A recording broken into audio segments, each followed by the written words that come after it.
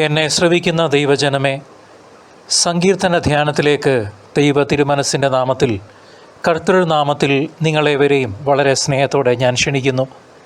ദൈവമാകുന്ന വചനത്തിന് നമുക്ക് വളരെ ശ്രദ്ധയോടെ കാതോർക്കാം. വചനം നമ്മളെ വെളിച്ചത്തിലേക്കും സൗഖ്യത്തിലേക്കും സമാധാനത്തിലേക്കും നിത്യ സൗഭാഗ്യത്തിലേക്കും നയിക്കും. തീർച്ച.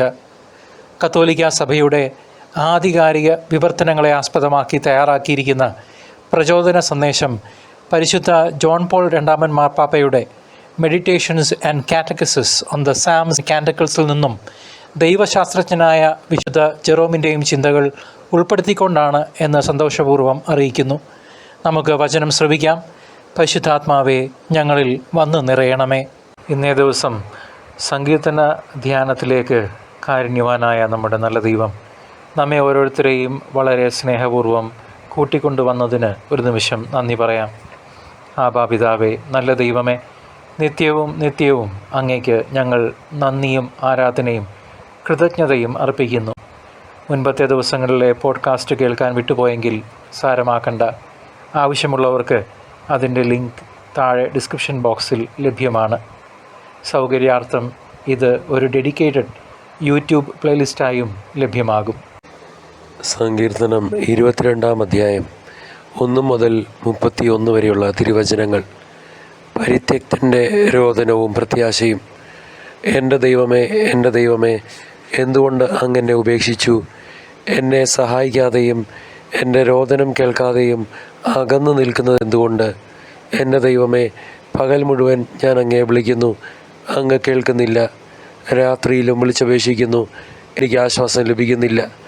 ഇസ്രായേലിൻ്റെ സ്തുതിയുടെ സിംഹാസനത്തിൽ ഉപവിഷ്ടനായിരിക്കുന്നവനെ, അവിടുന്ന് പരിശുദ്ധനാണ്.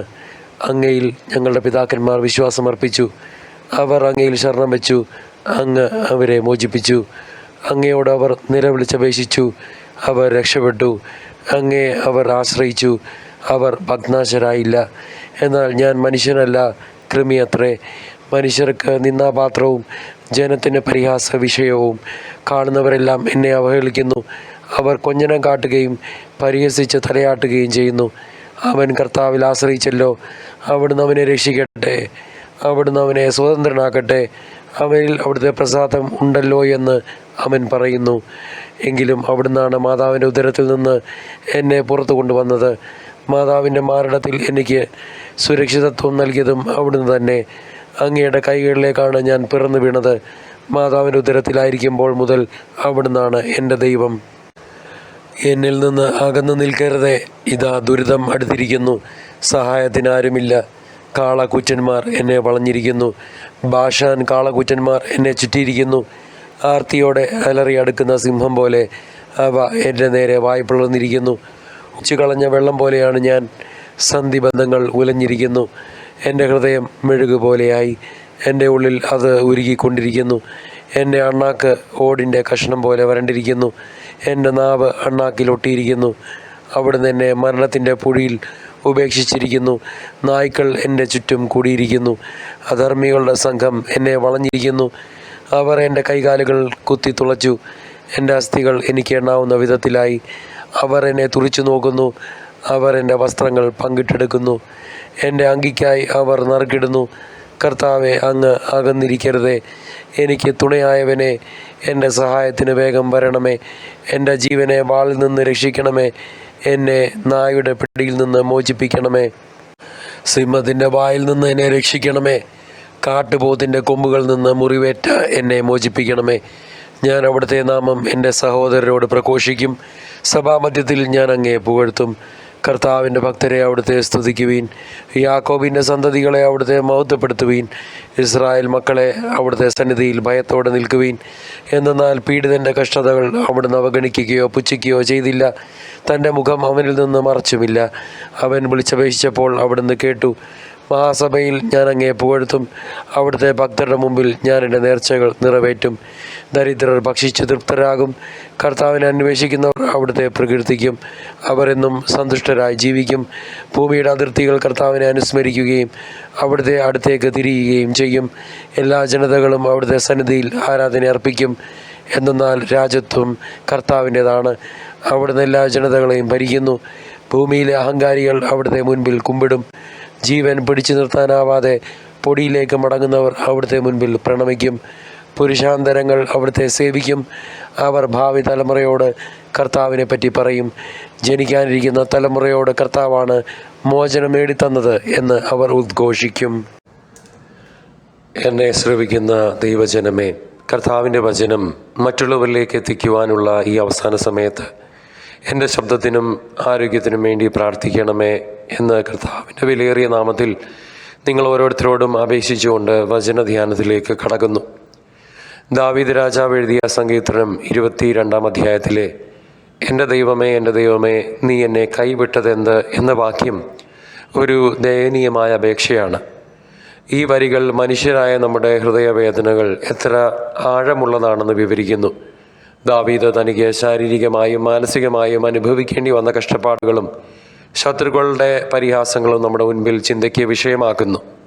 നിരാശയുടെ പടുകുഴിയിലാണ് നാമെങ്കിലും 22-ാം സങ്കീർത്തനം പ്രത്യാശയിലേക്കും ദൈവത്തിൻ്റെ അചഞ്ചലമായ വിശ്വസ്തതയെ ഓർമ്മപ്പെടുത്തുന്നതിലേക്കും നമ്മെ നയിക്കുന്നു. ദാവീദിൻ്റെ വിലാപം കഷ്ടപ്പാടുകളെയും വിശ്വാസത്തെയും കുറിച്ച് ചില ഉൾക്കാഴ്ചകൾ നമുക്ക് പങ്കുവയ്ക്കുന്നുണ്ട്. കഷ്ടപ്പാടുകളിൽ നമ്മുടെ യഥാർത്ഥമായ വികാരങ്ങൾ ദൈവത്തോടൊന്ന് പറയാൻ ഈ സങ്കീർത്തനം നമ്മെ പഠിപ്പിക്കുന്നു. ദാവീദ് മുൻപ് ദൈവം തന്നെ രക്ഷിച്ചതിനെപ്പറ്റി ഓർക്കുന്നു. ഇത് ദൈവത്തിൻ്റെ മാറാത്ത സ്വഭാവത്തിലുള്ള പ്രതീക്ഷയെ ഉറപ്പിച്ച് പറയുന്നുണ്ട്. താൻ ഉപേക്ഷിക്കപ്പെട്ടു എന്ന് തോന്നിയപ്പോഴും ദാവീദ് ദൈവത്തെ പരിശുദ്ധനും ഇസ്രായേലിൻ്റെ സ്തുതികളിൽ വസിക്കുന്നവനുമായവൻ എന്ന് അംഗീകരിക്കുന്നുണ്ട്, മഹത്വപ്പെടുത്തുകയും ചെയ്യുന്നു. ഇത് ദൈവത്തിൻ്റെ പരമാധികാരത്തിലുള്ള വിശ്വാസത്തെ സ്ഥിരീകരിക്കുന്ന ഒരു ഏറ്റുപറച്ചിലാണ്. നമ്മുടെ കഷ്ടപ്പാടുകളിൽ ഈ രീതി, അതായത് ദാവീദിൻ്റെ രീതി അവലംബിക്കാൻ നമുക്കും സാധിക്കണം. അത് പരിപൂർണമായ ദൈവ ശരണത്തിൽ നിന്നും ഉത്ഭവിക്കുന്ന പറ്റാത്ത ഒരു ദൈവിക നീരുറവയാണ്. വിലാപത്തിൽ നിന്ന് സ്തുതിയിലേക്കുള്ള ഈ സങ്കീർത്തനത്തിൻ്റെ പരിണാമം കഷ്ടപ്പാടുകൾക്ക് അവസാനമുണ്ടെന്നും ദൈവത്തിൻ്റെ പദ്ധതി വീണ്ടെടുപ്പിലേക്കും വിജയത്തിലേക്കും നയിക്കും എന്നുള്ള ഉറപ്പ് നമുക്ക് നൽകുന്നു. സങ്കീർത്തനം 22-ാം അധ്യായം യേശുവിൻ്റെ കഷ്ടപ്പാടുകളോടും കുരിശുമരണത്തോടും ബന്ധപ്പെട്ട വചനഭാഗം തന്നെയാണ്. കുരിശിൽ കിടന്നുകൊണ്ട് യേശു ഈ സങ്കീർത്തനത്തിൻ്റെ ആദ്യ വരികൾ ഉദ്ധരിക്കുന്നു. എൻ്റെ ദൈവമേ, എൻ്റെ ദൈവമേ, നീ എന്നെ കൈവിട്ടതെന്ത്. ഇത് കഷ്ടപ്പാടുകളോടുള്ള യേശുവിൻ്റെ താതാത്മ്യം എടുത്തു കാണിക്കുന്നു. അവിടുന്ന് അനുഭവിച്ച മനുഷ്യൻ്റെ വേദനയുടെ ആഴത്തെ അടിവരയിട്ട് പറയുന്നു. മനുഷ്യരാശിയുടെ പാപങ്ങൾ വഹിക്കുന്ന ദൈവത്തിൻ്റെ യാഗത്തിനുള്ള കുഞ്ഞാടായ യേശുവിൻ്റെ പങ്ക് ഇവിടെ ഊന്നി പറയുന്നു. സങ്കീർത്തനം 22-ലെ ചില കാര്യങ്ങൾ യേശുവിൻ്റെ കാൽവരി മലയിൽ നിറവേറ്റപ്പെടുന്നു എന്ന് കാണുവാൻ നമുക്ക് സാധിക്കും. ഉദാഹരണത്തിന്, കൈകളിലും കാലുകളിലും ആണികൾ തറയ്ക്കുന്നത്, ശത്രുക്കളുടെ പരിഹാസം, വസ്ത്രങ്ങൾ ഉരിഞ്ഞെടുത്ത് പങ്കുവയ്ക്കുന്നത്, ഇവയെല്ലാം ഇതിൽ ഉൾപ്പെടുന്നു. യേശുവിൻ്റെ പ്രവചനം ഈ സങ്കീർത്തന ഭാഗത്തിൻ്റെ പുതിയ നിയമത്തിലെ പൂർത്തീകരണം മാത്രമാണ്. പാപത്തെയും മരണത്തെയും ജയിച്ച മിശിഹായും നീതിമാൻ അവൻ മാത്രമാണ് എന്നും ഈ സങ്കീർത്തന ഭാഗം സാക്ഷ്യപ്പെടുത്തുന്നു. എന്നെ ശ്രമിക്കുന്ന ദൈവജനമേ, വേദനയും അനീതിയും കഷ്ടപ്പാടുകളും നിറഞ്ഞ ഈ ലോകത്ത് കർത്താവിൻ്റെ രണ്ടാം വരവിനായുള്ള ഒരുക്കത്തെപ്പറ്റി സങ്കീർത്തനം 22 പ്രസക്തവും ശക്തവുമായ ഒരു സന്ദേശം നമുക്ക് നൽകുന്നുണ്ട്. ജീവിതത്തിലെ ഓരോ ഇരുണ്ട നിമിഷങ്ങളിലും കർത്താവായ യേശു നമ്മോടൊപ്പം ഉണ്ടെന്നും നമ്മെ മനസ്സിലാക്കുന്നുവെന്നും നാം ഓരോരുത്തരും തിരിച്ചറിയണം. കഷ്ടപ്പാടുകൾ അർത്ഥശൂന്യമല്ല, മറിച്ച് കർത്താവായ യേശുവിനെ സംബന്ധിച്ചിടത്തോളം ദൈവത്തിലുള്ള ആഴത്തിലുള്ള വിശ്വാസത്തിലേക്കും മഹത്വത്തിലേക്കും നയിക്കുന്ന വിശുദ്ധിയിലേക്കുള്ള പാഥേയം ആകും എന്ന് സങ്കീർത്തനം 22-ാം അധ്യായം നമ്മെ ഓർമ്മിപ്പിക്കുന്നു. നമുക്ക് പ്രാർത്ഥിക്കാം. കർത്താവായ ദൈവമേ, വചനം ശ്രവിക്കുന്ന ഞങ്ങളുടെ ഓരോരുത്തരുടെയും ജീവിതങ്ങളെ അങ്ങ് അറിയുന്നല്ലോ. അവിടുന്ന് ദാനമായി നൽകിയ ഈ ജീവിതത്തെ ഞങ്ങളുടെ വിശ്വാസരാഹിത്യത്തെ പരിഗണിച്ചുകൊണ്ട് തൃപാദത്തിൽ സമർപ്പിക്കുന്നു. തിരുച്ചോരയാൽ കഴുകി പരിശുദ്ധാത്മ അഭിഷേകത്താൽ നിറയ്ക്കണമേ. ആബാ പിതാവേ, അവിടുത്തെ ഹിതം ഞങ്ങളുടെ ജീവിതങ്ങൾ വഴിയായി നിറവേറുവാൻ അവിടുത്തെ വഴിയിൽ കൂടി മാത്രം ഞങ്ങളെ നടത്തണമേ. വിശുദ്ധിയിൽ ജീവിക്കുവാനും മറ്റുള്ളവർക്ക് ക്രിസ്തു സാക്ഷ്യമായി മാറുവാനും വിശുദ്ധിയിൽ ഞങ്ങളുടെ നല്ല ഓട്ടം പൂർത്തിയാക്കുവാനും അടിയങ്ങളെ, പാപികളായ അവിടുത്തെ മക്കളെ ഒരുക്കണമേ. നിത്യം പിതാവിൻ്റെയും പുത്രൻ്റെയും പരിശുദ്ധാത്മാവിൻ്റെയും നാമത്തിൽ തന്നെ ആമേൻ. കർത്താവിനെ ഇനിയും അറിയാത്ത ഒരു വ്യക്തിക്കെങ്കിലും ഈ വചനധ്യാനം പങ്കുവയ്ക്കുമല്ലോ.